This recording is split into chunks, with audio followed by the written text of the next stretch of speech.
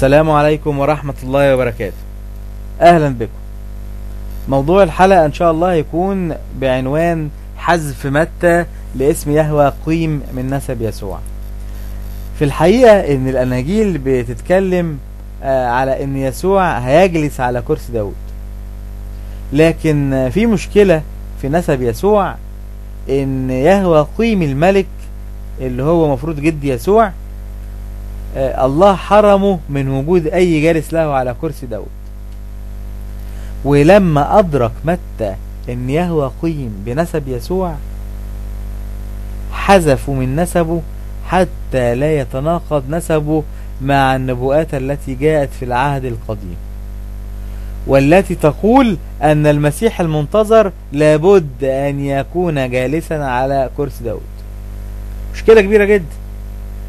النبوءات في العهد القديم بتقول ان يسوع لابد لو كان هو المسيح لابد ان يجلس على كرسي داود، لكن في نسب يسوع يهوه قيم الملك الذي حرمه الله من اي جالس له على كرسي داود. طيب متى يعمل ايه؟ متى ادرك الامر ده. مشكلة كبيرة جدا واجهت متى.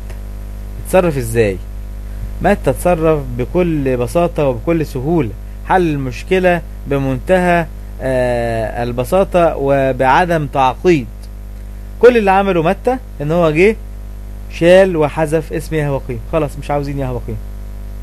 ازاي الكلام ده؟ تعالوا نشوف النصوص مع بعض.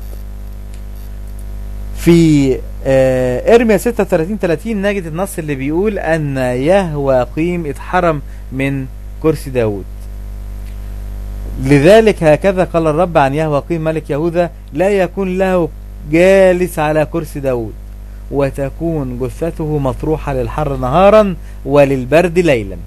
يعني ايه الكلام ده؟ يعني اي حد من نسل يهوه قيم لا يكون جالس على كرسي داود ابدا. تعالوا بقى نشوف متى اتصرف ازاي في موضوع النسب ده وازاي حذف يهوه قيم. في اخبار الايام الاولى 3:15 نص بيقول: وبنو يوشيا البكر يوحنان الثاني، يهوه قيم الثالث، صدقيا الرابع، شالوم. يبقى هذا النص بيقول ان في واحد اسمه يوشيا انجب واحد اسمه يهوه قيم ويوحنان وصدقيا وشالوم. المهم احنا دلوقتي بنركز على يهوه قيم، ان ابوه اسمه ايه؟ اسمه يوشيا. يبقى يوشيا انجب يهوه قيم، ويهوه قيم ابوه يوشيا. طيب تعالوا بقى نشوف مين هم ابناء يهوه قيم. هنشوف هذا النص في اخبار الايام الاولى 3:16: وابن يهوه قيم يكنيا ابنه وصدقيا ابنه. يبقى النص ده بيقول ايه؟ بيقول ان يهوه قيم انجب ولدين، ولد اسمه يكنيا وولد اسمه صدقيا. تعالوا خلينا مع يكنيا. يبقى دلوقتي من اخبار الايام الاولى 3:15 و 3:16 نجد ان يوشيا انجب يهوه قيم، ويهوه قيم انجب يكنيا. يبقى يوشيا ابنه يهوه قيم، ويهوه قيم ابنه يكنيا. يبقى تاني يكنيا ابوه يهوه قيم، ويهوه قيم ابوه يوشيا.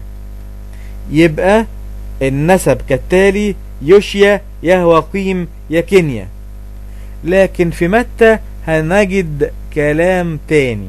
ايه هو الكلام التاني؟ متى 1:11: ويوشيا ولد يكنيا. يا الله، فين يهوه قيم؟ يوشيا ما انجبش يكنيا ابدا.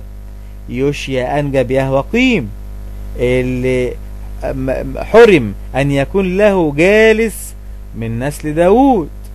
متى شال اسم يهوه قيم لتلفيق النبوءات التي جاءت في العهد القديم التي تقول ان يسوع يجب او المسيح يجب ان يجلس على كرسي داود. يبقى تلفيق واضح وبين. حذف متى يهوه قيم حتى يلفق نبوءة جاءت في العهد القديم. بكده ان شاء الله نكون بينا هذا التدليس وهذا التلفيق، ونلتقي في الحلقة القادمة ان شاء الله. نستودعكم الله، والسلام عليكم ورحمة الله وبركاته.